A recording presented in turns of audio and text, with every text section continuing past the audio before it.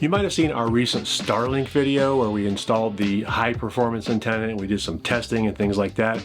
And we also showed you this. So this happened while we were gone. And I don't know if you can tell, but the glass is shattered. So that's fun. Looks like I just had my next project video picked for me. So I want to cover replacing that window as well as some modifications to our internet system that we also mentioned in that video. But first I want to cover another problem we had with our Suburban water heater. You know, we've had a few problems with this.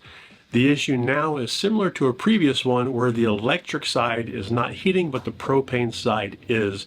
So the first step is to inspect that electric element. So I noticed that the outside of this looked a little melted, and I pull this off, hot wire or whatever wire, one of them is melted to the case and clearly not connected there. So this looks like an easy fix. So it appears at first glance that the crimp or something, some connection came loose in there, creating some heat and melting that plastic. Tara had also mentioned a couple of times previous to this that it seemed that the hot water wasn't lasting as long, maybe not getting as hot. So I think this could be our culprit for that also. But before I go making assumptions just based on looking at this thing, I needed to take some measurements to make sure I'm repairing the right thing. First up, I need to just measure the voltage that's coming to that element. That's a 120 volt AC connection there, so I should read about 120 volts. That was good.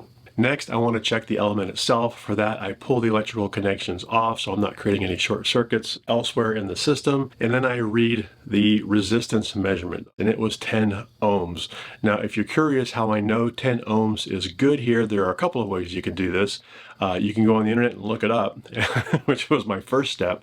And I think I read it should be somewhere between 10 and 11 ohms, something like that. You could also do a little bit of math using Watt's law and Ohm's law. I'll cover those really quickly. For Watt's law, we take the 1400 watts that the element is supposed to produce.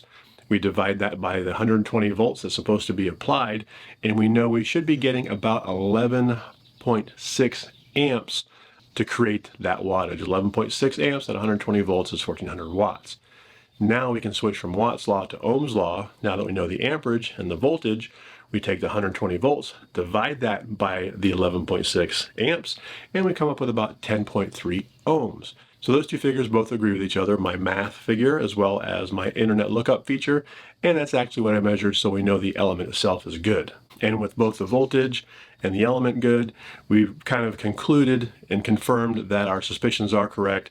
Our problem is actually just at the connection right there, and I should be able to replace this connection and be good to go. So I cleaned up all of the obvious melted plastic from the cover. I prefer to cut back this line where the wires were a little bit scorched, but I just don't have enough slack to do so.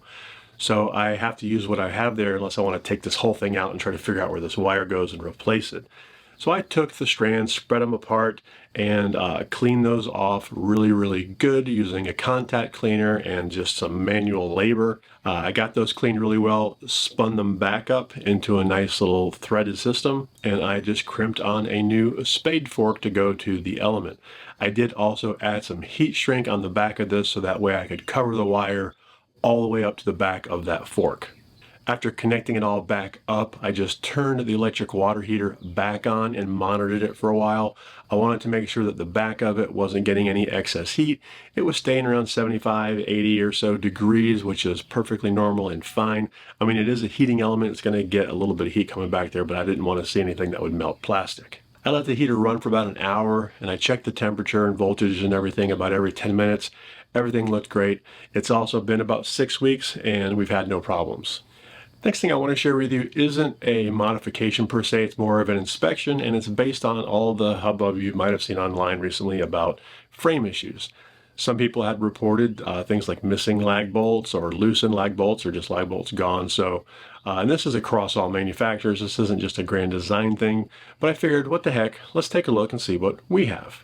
For those of you who aren't familiar, these bolts actually attach the frame of the RV itself, the overlying structure, all this stuff up here, but it's actually up front in the bedroom, attach that to the actual chassis. So I got everywhere that I could get into. I even pulled some trim back and inspected all of our lag bolts. We had no missing lag bolts. All of them were nice and snug, save one that had backed out about 1/8 of an inch. So I just tightened it down. and it's been tight ever since. But I just wanted to share with you because a lot of you have asked if we've had any frame issues. We've had no telltale signs. We've had no cracking on the side walls. We've had no moving of cabinets or trim or anything like that up there. It's all been great. But I figured, heck, this is something I can actually inspect. Now, a little note about this, because we talked to Grand Design about this. Number one, if you do this inspection and you find missing lag bolts, that's not necessarily an indication of a bad thing or something done wrong. The specification for the manufacturer and the joining of the frame with the chassis specifies the number of bolts and where they go, and not every hole is going to be filled all the time. That's just the way it is. But if you find no lag bolts, that would be a problem. Or if they're backing out, or if they've fallen out on the inside there's nowhere for these bolts to go, so they should be around in there somewhere. We checked it out, and we're all good on that. A quick little side note on this, I mentioned that this frame issue is not just a Grand Design issue, it goes across manufacturers. But Grand Design has really stepped up in terms of what they're doing with their warranty and standing behind it on paper. Their 133, which I think is a base structural and frame warranties, that used to be just first owner, and 1, 3, and 3, meaning 3 years on the frame, are now 1, 3, and 5. So they're giving you 5 years on the frame, and that is retroactive back to the 2020 models. So it's the full 5 years for anybody who would still be within their 5 years. Additionally, a lot of people had some concerns about the fact that it was not transferable, so they made it transferable. So now their new warranty is 1, 3, 5, and completely transferable to second and third owner. So that is really cool. If you think you might have a frame issue, call Grand Design, call their support number, and they will walk you through on what to check, what to look for, and they will take care of it if you have any issues. Next up, as I mentioned, is an issue with our internet. Now, if you want to see an overview and the install and what we've got in this beast of an internet system up here, we have a separate video on that. It is kind of its own topic. It's quite involved, but I'll link that video down below also at the end of this video. But the part of this system that we're going to discuss right now are our physical access points, the actual antennas that you connect to for Wi-Fi. We have 3 of them. We've got one on the roof that's part of our 11-in-1 antenna, has our cellular and Wi-Fi and all that. We use that to connect to campground Wi-Fis or maybe share Wi-Fi outside. We've also got an access point right here, and we've got one up in our bedroom. If you happen to catch our recent video about our Starlink high-performance antenna, you might have noticed a little part where we said we had some trouble testing in motion from the truck. And that was because of this right here. We have had this access point for our PepWave system in our ductwork up here because that's where we had it in our last one and we never seemed to have any issue. But what's happening is, even though this ductwork is kind of like a cardboard material, it's got some sort of coating on it that is apparently at least semi-metallic, and it is interfering with the radio waves from this access point. And as soon as we dropped this thing down out of the duct, Wi-Fi worked great in the truck. The Starlink worked great, it all worked great. But obviously we can't leave this just hanging here like this. My plan is to run it further down, or as far down as I can in the duct, have the cable come out, and I'll just mount the access point here using command strips. So I use the fish tape to estimate the end of the duct so I don't go too far, and I marked a point to bring the Ethernet cable through. I drilled a hole through the ceiling and the duct from the bottom up, just big enough for the Ethernet cable, and I had to cut off the end of that RJ45 to be able to fit through this hole and not have a giant hole. I then put the fish tape through and pulled that Ethernet cable down and out through the new hole. From there, I just crimped on a new RJ45 connection and connected the access point. Once I had a green light on the access point and knew my wiring was good, I secured the access point using command strips. So I applied the command strips, hung the access point. Of course, I held it there for the 60 seconds as determined by the directions, and it has been great, and it looks kind of like it's there from the factory. It looks pretty good. Finally, let's get to replacing this window. I wasn't looking forward to it. I thought it was going to be a beast of a project. Now, if you're wondering what the heck happened to the window, how did it get shattered, and why is there an antenna hanging off the roof? Well, what happened is our Starlink antenna that sits up on our roof, we set it up every time we get up there, except we don't anymore. I'll link that video down below. this Starlink antenna blew off of the roof. There was a really strong breeze, blew it off the roof, caught the end of the cable, and swung down like a SWAT team member, busted into a window and just smashed that window. I taped up the window really well, and we just traveled with it like that until we were able to get a new window shipped to us. It's window swap day. I don't think this is going to be too difficult. I think it's basically just kind of a clamshell sort of clamping down between the plate on the back here and the window on the front. But the first step is going to be to get the blinds and valance or whatever that's called off. I should also note that the new window did not come with the inside part of this frame. It doesn't really need to. It's not part of the window itself, but just wanted to make note of that because I don't want to mar this up at all, being careful with it.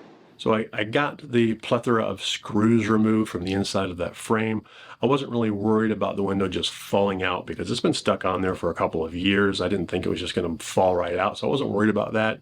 Once I was ready to remove it, I was going to get Tara's help with this, but then I just did a little test, and if you notice, I'm kind of holding the window back and pushing it at the same time so I can control it, and it just pushed right out, and I just lowered it right down. It was way easier than I thought it was going to be. There we have it. So I think what I'll do is over here on the shade side that's actually getting more shade as the sun goes that way, I'll lay this down and get my foam tape all the way around it. And I should be able to just pop it right in. I'm going to go take a look on the other one. I don't think there were any spacers. This one has like a spacer here, spacer on that side.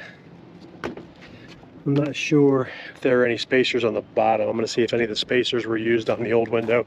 I guess I can just bring that old window back around here now. No sense keeping it over here. Yeah, I found no spacers in use on the old window. I can probably pop these out. Might be kind of a tight fit with the spacers on it. Got to be careful of this glass. You can see the old piece here has some jagged edges. That's how I did that. But I've had worse. Just a flesh wound.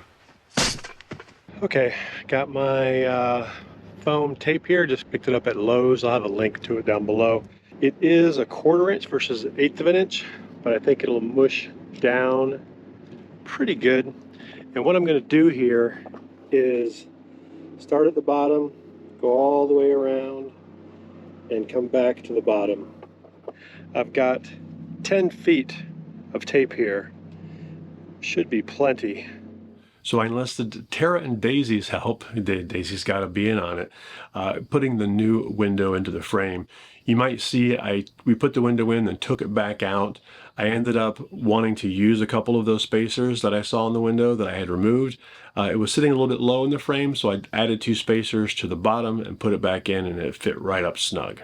So Tara held that window in place while I went around the RV and came inside. Once I was in there, I just put the frame back on with a couple of screws, and she was able to move out of the way. From there, it's just adding the bunch of screws back in, snugging those down, and then putting all of the window treatments back on. Boom, job is done. That was easier than I could have hoped for. It was actually not bad at all. I'm actually glad they didn't use butyl putty to get that on there, because then it would have been more difficult to get off. This popped right off, and I think the 1/4 inch versus the 1/8 inch thickness is going to be fine. Let's go outside and take a look at it. Oh yeah, that's the original. This is a new one. It's almost identical. That's perfect. Perfect. This project was way easier than I ever could have imagined it would be. Super simple. Victory is mine!